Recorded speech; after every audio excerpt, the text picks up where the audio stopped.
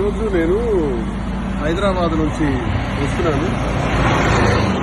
నరసన్నపేట కానీ లేదా నిమ్మాడ కానీ, ఇది నిమ్మాడ హైవే ఎగ్జాక్ట్. మరి మంత్రి అచ్చెన్నాయుడు వాళ్ళు ఊరు. నరసన్నపేట అంటే కృష్ణదాసు వాళ్ళు. మరి కృష్ణదాసు నాకు కింజరాపు అప్పన్న ద్వారా కబురు పెట్టాడు. ఈరోజు హైదరాబాద్ నుంచి వస్తున్నాడు కదా, దమ్ముంటే రమ్మను, చంపేస్తాం, అటాక్ చేస్తాం, నరికేస్తామని చెప్పారంట. సరే, మీరేం చేస్తారో. నేను ఈరోజు ఇదిగో నిమ్మాడ జంక్షన్లో మించుమించు 11:30 అవుతుంది. మరి కొద్ది దూరంలోనే టెక్కలుంది, వెళ్తున్నాను. ఒకవేళ చంపాలి, నరకాలి లేదా అటాక్ చేసి కొట్టేయాలి అనుకుంటే ఐఎమ్ రెడీ.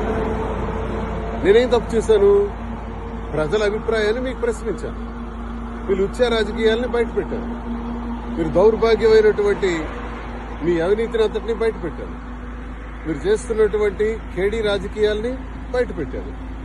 అంత మాత్రం చంపేస్తారా? ఓకే, చంపేస్తే దువ్వాడ శ్రీనివాస్ అదిరిపోతాడని, బెదిరిపోతాడని నాకు అప్పన్నతో ఫోన్ చేయించారు. దయచేసి రావద్దు, అలా వెళ్ళిపోమని, హైదరాబాద్ మళ్ళీ వెనక్కి వెళ్ళిపోమని, రావద్దని. అందుకే ఆపాను, ఇక్కడ కారు ఆపాను, ఇక్కడ నిలబడ్డాను. ఎంతసేపు అయినా ఉందామని అనుకుంటున్నాను. ఒక 1 or 2 hours వెయిట్ చేస్తారు ఇక్కడే. వాళ్ళకి కూడా రండి. మరి పోలీసు వారి దృష్టిలో కూడా ఈ విషయం నేను పెట్టాలి. రేపు ఎస్పీ గారిని కూడా కలుస్తాను, అందరి దృష్టిలో పెడతాను, పత్రికాముఖం కూడా విషయం తెలియజేస్తాను. జరుగుతున్నటువంటి అన్యాయం మీద మాట్లాడితే అటాక్ చేసేస్తారంట. చూద్దాం, అది కూడా.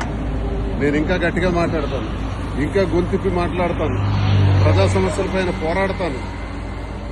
మీకు వైసీపీలో నన్ను సస్పెండ్ చేశారు, మీకు కావాలంటే బహిష్కరించండి, ఎక్స్పెల్ చేసేయండి. ఎక్స్పెల్ చేయటం అంటే పార్టీ నుంచి బయటకు పంపించేయటం. అదే చేసిన తర్వాత స్వతంత్రుడిగా నా కార్యక్రమం నేను చేస్తాను. ఇంకా గట్టిగా శ్రీకాకుళం జిల్లాలో పనిచేస్తాను. ఏం చేస్తారో చూస్తాను. ఒకవేళ చంపేయాలనుకుంటే నేను చావుకైనా సిద్ధండి. భయపడే రకం కాదు, అదిరే బెదిరే రకం కాదు ఈ దువ్వాడ శ్రీనివాసం తెలియజేస్తున్నాను. ఇంకా 2 hours ఇక్కడే ఉంటాను.